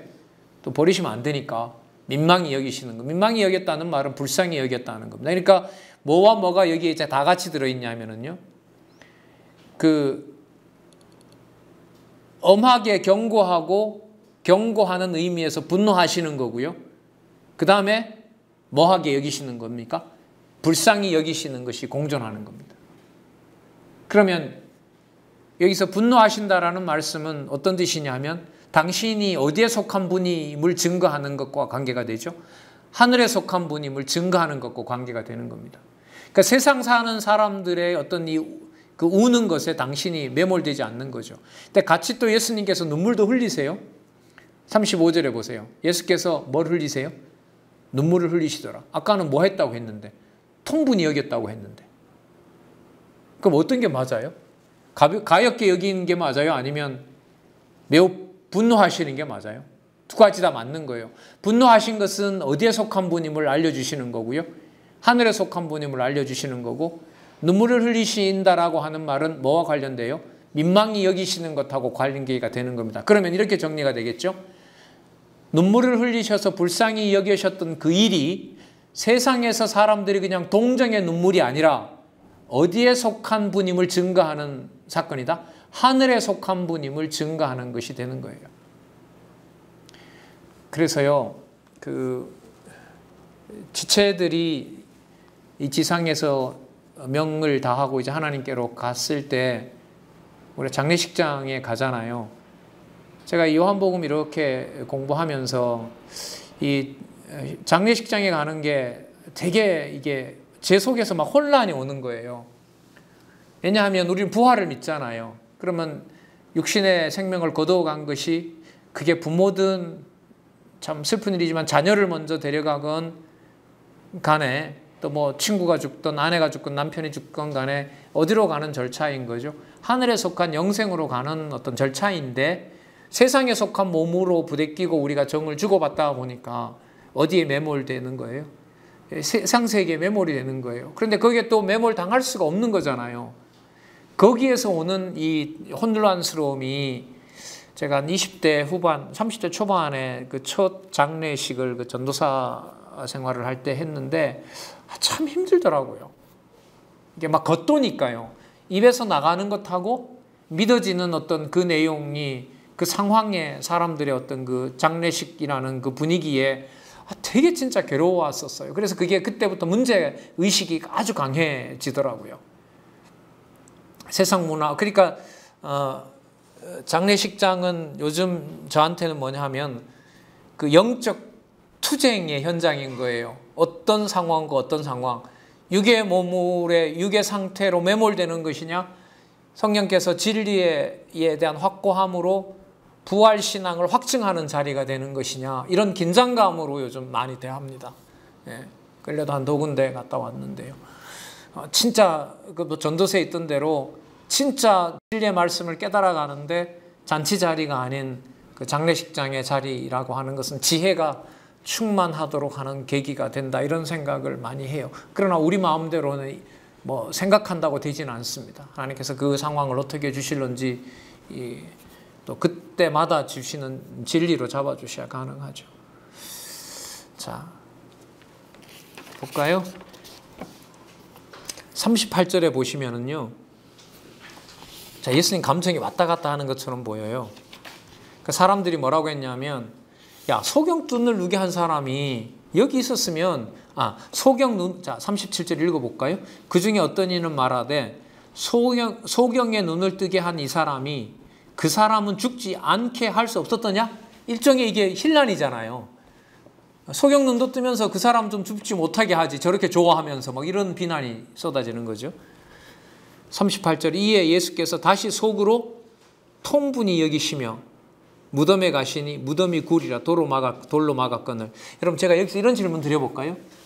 통분히 여겼다라는 게 하나님에게로 향하게 되면 어떻게 되는 거예요? 하나님 왜 죽였습니까? 이 말이 되는 거잖아요. 그죠? 여러분, 분하게 여긴다라고 하는 것이 하나님이 정해놓은 죽음을 나사로가 맞도록 한 거잖아요. 그러면 뭐 할 이유가 없는 거예요? 통분히 여길 이유가 없는 거죠. 맞죠? 근데 여기서 보면 뭐 하는 거예요? 통분히 여겼다는 거죠. 그러면 이게 하나님의 뜻을 어긴 건 아니에요. 그러면 이 통분히 여겼다라고 하는 것은 바로 뭐냐면 그 사이에 있는 거죠. 하나님 아들의 신분으로 와서 하나님에게 속한 당신의 능력을 뭐하지 못하는, 믿지 못하는 자들에 대한 뭐예요? 울분을 드러내시는 거죠. 근데 여기서 그렇게 다 드러내시면 안 되고 하나님에게 속한 능력을 보여주셔야 되는 거예요. 그래서 그 다음에 보시면 39절부터 볼게요. 예수께서 가라사대 돌을 옮겨 놓으라 하시니 그 죽은 자의 누이 마르다가 가로되 주여 죽은 지가 나흘이 되었음에 벌써 냄새가 납니다. 왜 이러십니까? 부활 때 그냥 부활하는 게 아닙니까? 이렇게 막아서는 거예요, 이게. 그럼 진짜 예수님 통분히 여기셔야만 되는 거죠. 이 답답함을 이제 예수님 제자들도 가끔 많이 책망하시잖아요. 그래야 성령 오시는 준비를 하시는 거죠. 성령이 오셔서 믿음을 줘야 이제 믿음이 생기는 거니까요. 예수께서 가라사대 내 말이 내가 믿으면 하나님의 영광을 보리라 하지 아니하였느냐. 그러니까 여러분, 지금 이 상황이 약간 차분한 상황이 아니에요. 사람들은 힐난하고 있고요. 예수님은 눈물 흘리다가 또 뭐 하고 있고 분한 얼굴이 눈에 익히는 거고요. 마르다는 뭐예요? 문 열라고 하니까 예수님 썩는 냄새가 납니다. 이거 어느 누가 봐도 이게 수습이 되는 상황이 아니에요, 이게. 그런데 여러분, 요한복음의 제목은 뭐라고요? 뭐에 의한 성취라고요? 본성에 의한 성취입니다. 지금 어디에 기준을 두고 일어나는 일이에요? 하늘의 기준을 두고 일어나는 일이에요. 자, 영광을 보리라 하지 아니하였느냐 하신데 41절에 돌을 옮겨 놓으니 예수께서 눈을 들어 우러러보시고 가라사대 자, 아버지여 내 말을 들으신 것을 감사하나이다. 울기도 하셨고 통분히 여기기도 하셨고 그 모든 과정이 자, 문을 열지 말라고 마르다는 만류하는 상황에 그리스도는 어디로 가서 딱 맞추시는 거예요? 아버지와 내가 하나이다. 아까 10장 몇 절에 나왔었죠? 10장 30절에 나와 있었던 아버지와 내가 하나이다. 내가 아버지의 아들이니이다. 내가 아버지의 신성을 드러낼 자입니다. 자, 거기에 정리가 되는 겁니다. 가라사대 아버지여 내 말을 들으신 것을 감사하나이다. 42절 더 갑니다. 항상 내 말을 들으시는 줄을 내가 알았나이다. 증거 목적 이거죠. 나를 본 자는 아버지를 봤다. 그 말씀이 나오지만은요. 그러나 이 말씀을 하옵는 것은 둘러서 무리를 위함이니 곧 아버지께서 나를 보내신 것으로 저희로 믿게 하려 함이니라. 여러분 이렇게 질문을 하면서 풀어가도록 하죠. 나사로를 살리지 않으시면 예수님은 하나님의 아들이 안 된다. 맞습니까? 틀립니까? 이 말이. 다시요. 예수님께서 나사로를 살리지 않는다고 하면 예수님은 하나님의 아들이 아니다. 이 말이 틀렸습니까? 맞았습니까? 틀렸죠. 뭘 하든 말든 예수님 얘기대로 항상 예수님은 하나님의 아들이에요. 나사로를 살리든 말든 항상 예수님은 누구의 아들이에요? 하나님의 아들이신 거예요. 그런데 그럼 왜 보여주셨느냐? 왜 보여주셨죠? 아버지께서 나를 보내신 것을 통해서 저들이 뭘 하게 하도록 믿게 하려고. 그럼 여러분 성경은 왜 기록해 놓으셨을까요? 믿게 하시려고요. 요만큼 기록하게 해놓으신 거예요. 그러면 뭐가 전부가 돼요? 기록해 놓은 말씀을 깨닫는 것이 전부인 거예요. 이게 안 보여줘도 돼요. 증거를 사람에게 받으시지 않으니까 예수님은. 그럼 왜 증거를 받도록 하셨어요? 우리가 이렇게 공유하도록 하셨냐 말이죠. 뭐 하게 하려고? 믿게 하시려고. 그래, 이 땅에 속하지만 어디에 속한 걸 깨닫게 하려고요? 하늘에 속한 걸 믿게 하려고요. 이게 요한복음이에요. 마태, 마가 누가 차원하고 다르죠? 달라요, 이게. 다릅니다. 그래서 어제 우리 정 집사님 얘기하신 대로 이 바탕 위에서 어디로 가게 되는 거죠? 사도행전으로 가는 거예요.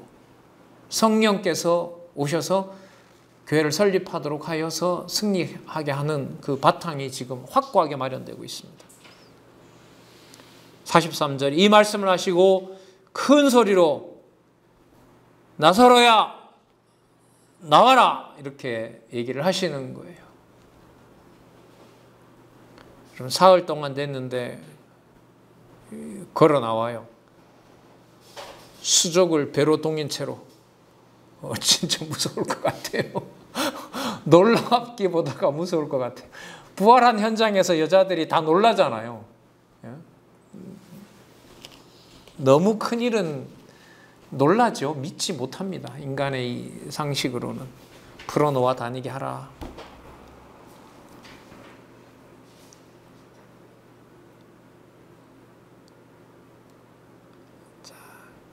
이 사실이 알려졌습니다. 사람들이 예수님도 예수님이지만 유대인들은 예수님도 죽여야 되고 살아난 나사로도 다시 죽이고 싶은 거예요. 상황이 이렇게. 자, 그럼 이 말은 뭘 증거하는 거예요? 나쁜 의미가 아니에요.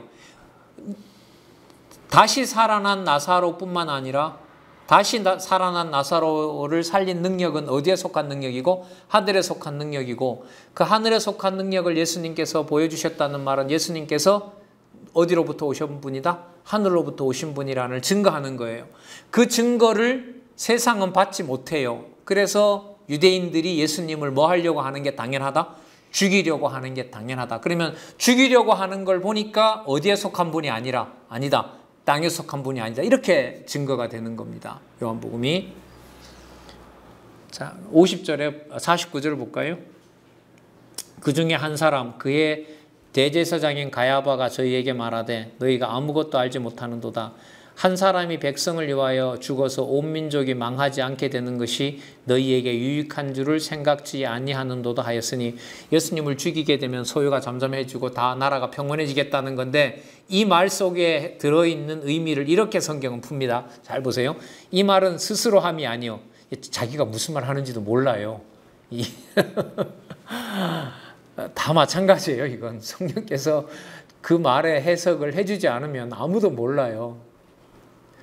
이 말은 스스로 함이 아니요 그 해의 대제사장이므로 예수께서 그 민족을 위하시고 그 민족만 위할 뿐 아니라 흩어진 하나님의 자녀를 모아 하나가 되게 하기 위하여 죽으실 것을 미리 말함이니라. 자, 그럼 무슨 일이 돼요? 대제사장 가야바가 예수님을 죽이는 일이 예수께서 이 세상에 하나님의 어린 양으로 오셔서 해야 될 일을 뭐 한 거예요? 증거하는 일이 돼요. 그러나 그 악한 일을 했다고 봐주지는 않습니다. 악한 일에 대해서는 예수님은 또 무슨 일을 행하셔요? 심판 일을 행하시는 거예요. 그러면 여러분 어떻게 돼요?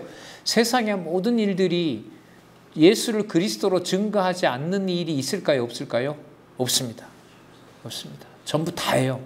요한복음에 이걸 잘 맞추셨으면 좋겠어요. 그래서 우리 가정교회에서부터 우리에게 일어나는 일, 요일까지는 잘 되는 일이고 요일까지는 못 되는 일이다. 아니에요. 예수님을 죽이려고 하는 대제사장 가야바야 하는 일이 요한복음의 목적을 이루는 것과 직결되기 때문에 여러분들과 제 가정교회에서 은사 양육교회에서 일어나는 모든 일은 어디에 속한 누구의 일? 하늘에 속한 하나님을 일을 하는 결정적 증거가 됩니다. 그래서 여러분 요한복음은요. 다른 부분도 마찬가지지만 깊은 이해의 공부가 반복해서 필요합니다. 이 바탕을 가지고 사도행전으로 갔으면 좋겠어요. 자, 그러면 53절 이날부터 저희가 예수를 죽이려고 모의하니라. 그럼 해석을 어떻게 하면 될까요? 이날부터 예수께서는 유대인뿐만 아니라 모든 사람에게도 하늘에 속한 일을 준비하는 일이 됩니다. 누구 사건으로? 대제사장 가야바가 죽이려는 사건으로. 맞죠? 자, 그러면 분명히 세상에서 가장 나쁜 일에 속하는 죽이는 일이 누구의 일이 되는 거죠? 하늘에 속한 하나님의 일이 되는 겁니다. 자, 그런데 예수님은 유월절에 죽으셔야 되기 때문에 함부로 죽일 수가 없어요. 그래서 여러분 12장으로 넘어가셔서 무슨 일이 준비가 됩니까? 자, 무슨 일이? 귀천의 신성, 이게 준비가 돼요. 11장에 무슨 사건으로 끝난다고요? 세상에서 가장 부정적인 일로 보이는 예수님의 죽으시는 사건을 도모하는 대제사장 가야바의 그 악한 의도가 어디 쪽으로 끌어올려 놓는다? 귀천으로 끌어올리면서 예수께서 어디에 속한 일을 하신다? 하늘에 속한 일을 하는 것이기 때문에 예수님께서 죽으시는 이 일과 관련된 일을 자, 오늘 나왔으니까요. 미리 적고 정리하도록 하겠습니다. 뭘 받으신다? 영광 받으신다. 어디에 속한 일이므로? 하늘에 속한 일이므로 이렇게 넘어갑니다. 악은 악대로 심판하시지만 악한 자들의 그 모든 일이 하늘에 속한 하나님의 일을 증거하는 일이 되는 겁니다. 육의 몸을 가지고 진리를 배운다고 하는 것이 참 신비로운 일이죠. 다 그냥 그런 세상에 속한 일 같은데 요한복음은 그 일이 어디에서 일어나는, 누가 확정해 놓은? 하늘에서 일어나는 하나님께서 확정해 놓은 하나님과 아들이 하나 된 사건의 증거를 성령께서 하시는 일이 바로 교회의 비밀인 겁니다. 그러니까 성경의 언어와 사고 구조와 세상을 교회가 있다고 즐거워한다고 하지만은 우리의 생각의 흐름으로 보면 아직까지 아쉬운 게 많지요. 더 진리 속으로 더 깊이 들어가고 싶은 소원이 많이 생깁니다. 자, 이번에는 우리 11장까지 하고요. 다음에 오실 때 15권만 가져오시기 바랍니다. 15권 요한복음, 그 다음에 사도행전, 로마서까지 한번 준비해서 되는 데까지 하도록 그렇게 하겠습니다. 자, 진도를 많이 못 나간 이유는 뭐 다른 얘기하다가 그런 것 같지는 않고요. 우리가 생각하지 않는 이 논리적 부성을 성경신학을 통해서 따라가다가 보니까 하늘 가는 일이 쉬운 일은 아니잖아요. 이 지상에 있으면서 하늘에 속한 이 논리를 찾아가는 것이 쉽지 않아서 많은 부분 나가지는 못했지만 매우 중요하고 의미 있는 시간이었다고 생각합니다. 여러분들에게도 그런 시간이었기를 바랍니다. 기도하겠습니다. 하나님 아버지 감사합니다. 좋은 여건 속에서 이렇게 많은 말씀을 볼 수 있고 또 전할 수 있게 하시고 함께 할 수 있게 하신 주의 지체들, 동역자들, 형제들 하나님 너무 감사합니다. 함께 만날 수 없는 이 시간을 보내고 있지만은 진리에 더 몰입하여 하늘에 속한 진리가 얼마나 유일한 절대적인 진리인가를 확인하는 하나님의 교회로 하나님께서 보호하여 주시옵소서. 진리 투쟁을 향하여 살아갈 수 있는 삶이 될 수 있도록 인도해 주시옵소서. 예수님의 이름으로 기도드렸습니다. 아멘.